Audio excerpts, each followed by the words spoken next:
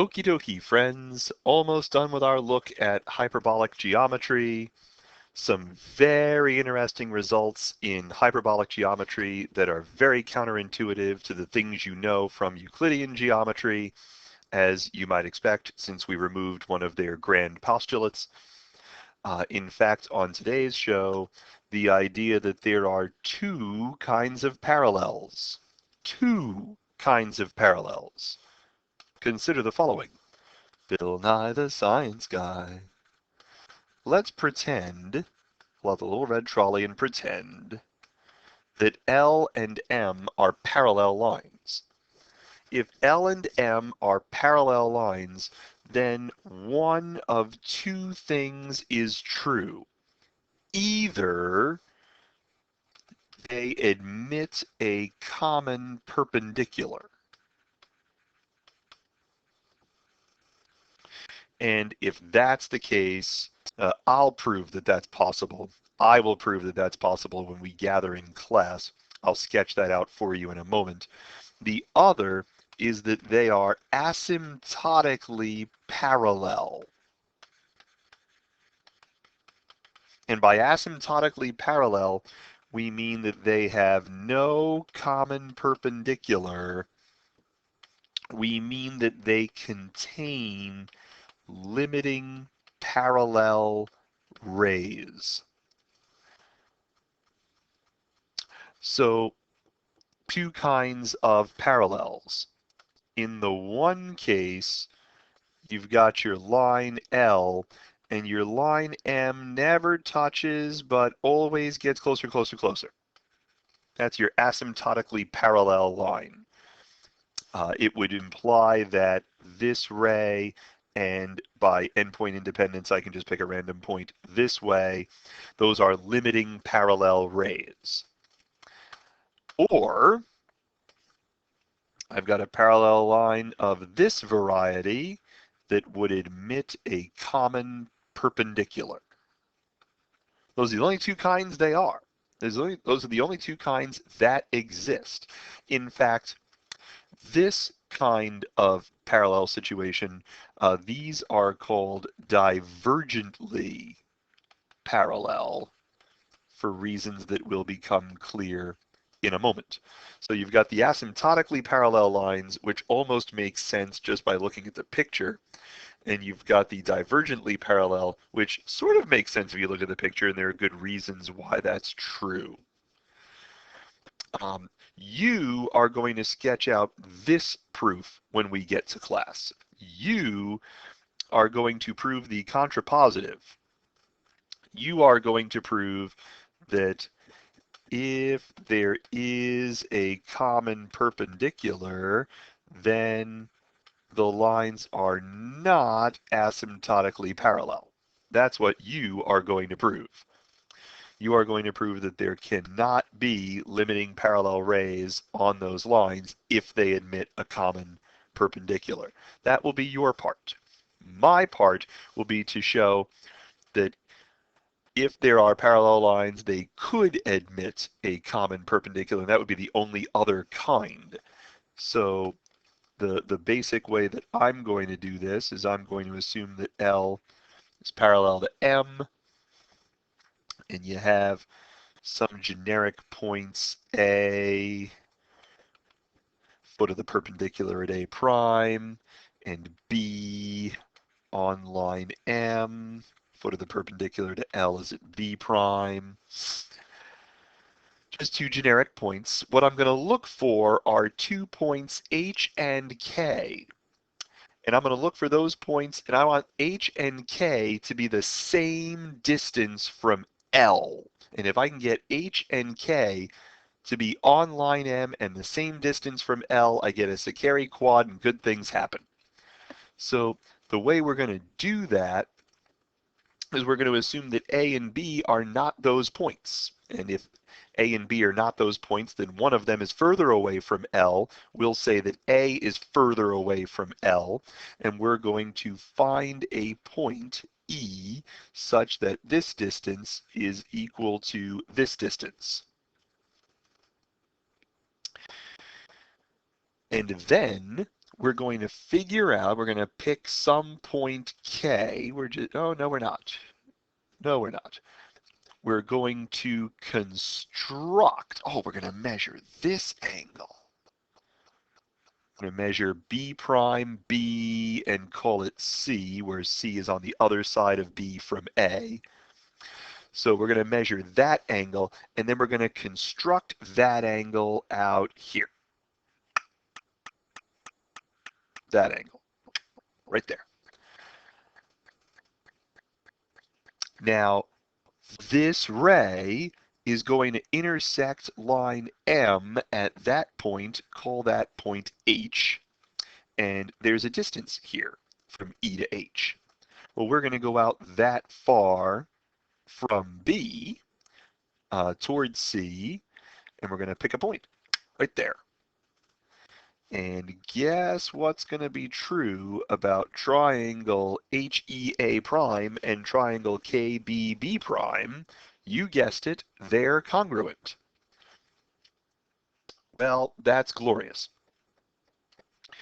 Which means if I drop a perpendicular here, and I drop a perpendicular here, and these are congruent,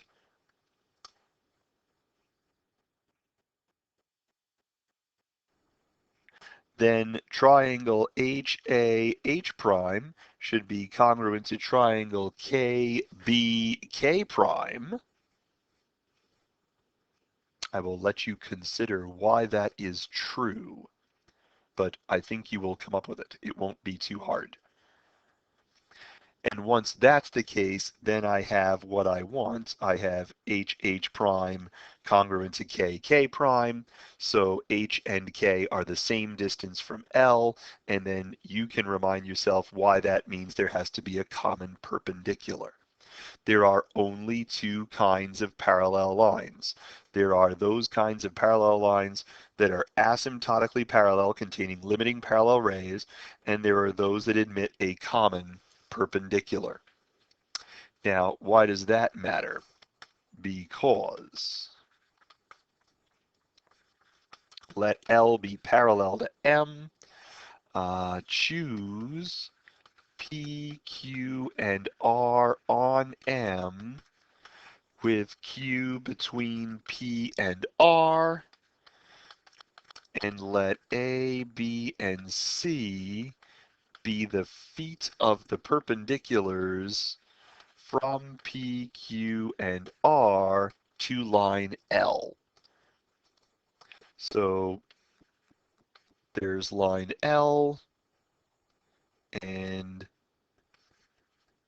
there's line M, P, Q, R, perpendicular, perpendicular, perpendicular, A, B, C. Here's the deal. If line PA is the common perpendicular, if that, let's go blue.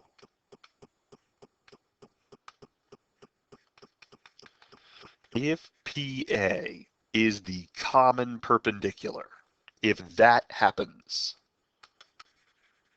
then PA is shorter than QB is shorter than RC. This is small, this is big, this is biggest. As you move away from the common perpendicular, the points on M get further away from L. But if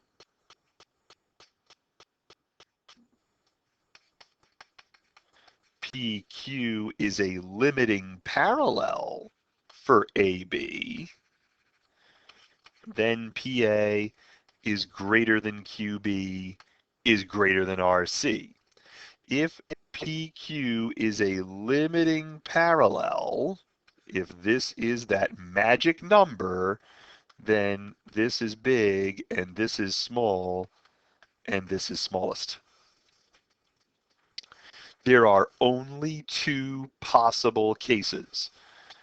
If the two parallel lines admit a common perpendicular, then as you move away from the common perpendicular, the points on one get further away from the points on the other.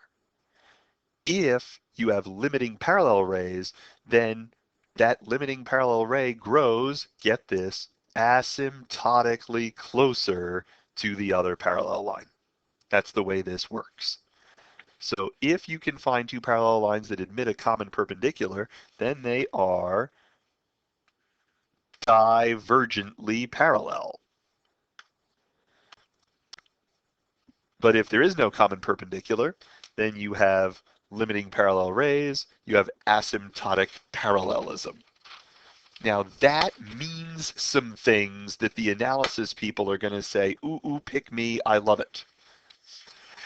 One, it means that kappa is strictly, oh wow, oh I'm so sorry. Kappa is strictly decreasing.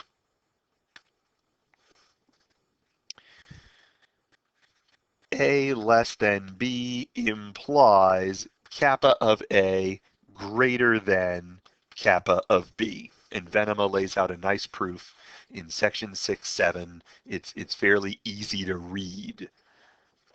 In other words, in hyperbolic geometry, whatever the angle of parallelism is here, the angle of parallelism here is less. Must be.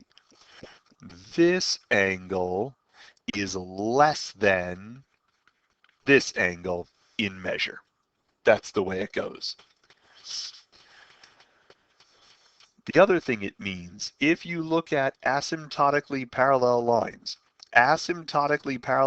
can be brought as close together as we choose. So in the language of analysis, you give me any number epsilon, I can find a point on line M that is that close to L. How about 1 over 10? Okay, I get this close and it's 1 over 10 away. How about 1 over 100? Okay, I go a little bit further out and I can get them closer together. No matter what small positive distance you pick, I can get those lines to be that close together. That's the idea behind asymptotic parallels. Means a couple of things about kappa. It means that the limit as x goes to infinity, I should probably read that correctly, as x goes to infinity of kappa of x is 0. The further up the perpendicular you go, the smaller the angles of parallelism until they get to be practically 0. On the other hand, as we bring this point closer and closer to the line L, kappa gets closer and closer to 90. That just makes sense. Kappa is a nice function. It's one-to-one, it's onto, it's continuous, it's a nice function to work with, and it helps us understand parallelism in hyperbolic geometry. All right, that's our look. That's our look. We will beat these ideas up when we gather together. I am positive that you will enjoy. Oh, ha ha ha. I should set this up for you. You get to prove these when we gather. You get to prove these when we come together in class. Those are up to you. So with that, I will see you then.